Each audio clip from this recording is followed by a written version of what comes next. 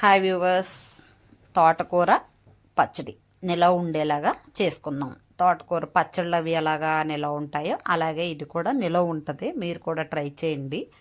ఆకుకూరలు అప్పటికప్పుడు వండుకొని తినాలంటే అవ్వట్లేదు పిల్లలకి.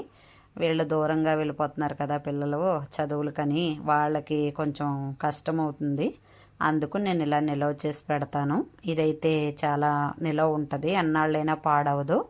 కట్ చేసేసి కడిగేసి ఆరపెట్టేసుకుని దాన్ని అయితే స్టవ్ మీద పెట్టేసి బాగా మగ్గనిచ్చేయండి. కొంచెం పసుపు ఉప్పు వేసేసి బాగా మగ్గితేనే నిలవ ఉంటుంది. వాటర్ లేకుండా చేయాలి కదా, మరి అందుకు ఆ చింతపండు ఏమో చిక్కగా ఇలాగా గుజ్జు తీసి పెట్టుకోవాలి. చాలా చిక్కగా తీసుకోవాలి దగ్గరికి.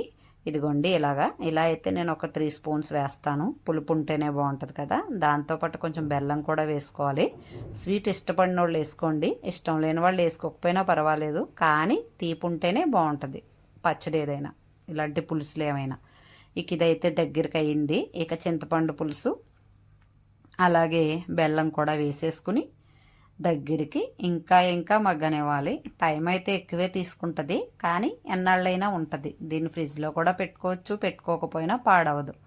ఇదిగోండి బెల్లం అయితే వేసేసాను. దీన్ని కరిగిపోద్ది, ఇందులో మెత్తగానే ఉంది బెల్లము, అందుకని వేసేసాను నేనైతే. చింతపండు గుజ్జు తడి ఉంటుంది కదా, అది ఇది కలిపి వేగిపోద్ది. ఇదైతే వేగిపోయింది. ఈలోగా ఇంకా మిల్లుగా వేగుతుంది. ఈలోగా తాలింపు వేసుకుందాము. పక్కన స్టవ్ మీద పాన్ పెట్టేశాను. వెల్లుల్లిపాయలు బాగా ఎక్కువ వేసుకుంటేనే బాగుంటుంది. వెల్లుల్లిపాయలు అలాగే జీలకర్ర కూడా ఎక్కువ వేసుకోండి, పోపు బాగుంటుంది. బాగా వేగనివ్వాలి. నేను ఆవాలు అయితే తక్కువ వేస్తానండి, మా వాళ్ళకి ఇష్టం ఉండదు. అందుకు మీకు ఏమైనా కావాలంటే కొంచెం వేసుకోవచ్చు, నేనైతే తక్కువే వేసేసాను. అలాగే పచ్చిమిర్చి చిన్న ముక్కలు కట్ చేసి తాలింపుతో పాటు పచ్చిమిర్చి కూడా వేగనివ్వండి. నెక్స్ట్ కరివేపాకు, ఆ కరివేపాకు కూడా వేగనివ్వండి. ఇవన్నీ మిల్లిగా వేగుతాయి. ఎండుమిరపకాయలు లాస్ట్లో వేస్తాను, మాడిపోతాయి కదా, అందుకని లాస్ట్లో వేస్తే బాగా వేగుతాయి.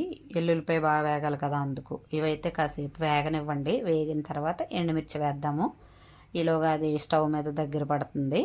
తోటకూర అయితేనే. మీరు కూడా ట్రై చేయండి, నచ్చితే లైక్ చేయండి, సబ్స్క్రైబ్ చేయని వాళ్ళు చేయండి, చేసిన వాళ్ళకి థ్యాంక్ యూ సో మచ్ అండి. ఇప్పుడైతే మాత్రం ఇది బాగుంటుంది. ఫ్రిడ్జ్లో పెట్టుకోవచ్చు, పెట్టుకోకపోయినా పర్వాలేదు. మీరు ఎన్నాళ్ళైనా పాడవ్వదు, నిలవ ఉంటుంది. ఇవి నిలవ ఉన్నాయి, తినచ్చా తినకూడదా అని ఆలోచిస్తారు. మరి పికిల్స్ అవి తింటున్నాం కదండి, పచ్చళ్ళు అవిని, అలాగే ఇదిని. అందుకని చెప్పి నేనైతే అలా చేశాను. మా వాళ్ళకైతే నచ్చింది. మీరు కూడా చూడండి, కమ్మగా ఉంటుంది. రైస్ పెట్టేసుకుని ఏముంది కొంచెం ఇది వేసేసుకుని తినేస్తారు పిల్లలైతే. అలాంటి దూరంగా ఉన్న పిల్లలకి, హాస్టల్లో ఉన్న పిల్లలకి ఫుడ్ ప్రాబ్లం అవుతుంది కదా, వాళ్ళు కొంచెం ఈ రైస్ పెట్టుకుంటే తినడానికి అవుతుంది. మనం వండి పెట్టలేం కదండి అక్కడ, అందుకు మనం వండి పంపించినవి వేసుకుని తినచ్చు. చాలా మంచిది కూడా. పిల్లలు బయట ఫుడ్ తినాలంటే కొంచెం ఇబ్బంది పడతారు, ఎంతసేపు బయట బిర్యానీలు అవే తింటారు. అందుకు ఇలాంటి తోటకూర ఇవి మనం చేసి పెడితే తింటారు కదా. మరి మీరు కూడా ట్రై చేయండి.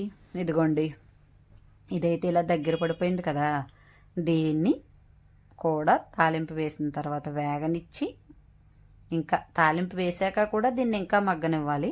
నాకు వీడియో నేనే తీసుకోవడం వల్ల నాకు కలుపుకోవడం కుదరట్లేదు, అందుకు మీకు సరిగ్గా చూపించలేకపోతున్నాను. ఇదిగో ఇలా అవుద్ది. ఓకే అండి, బాయ్ బాయ్.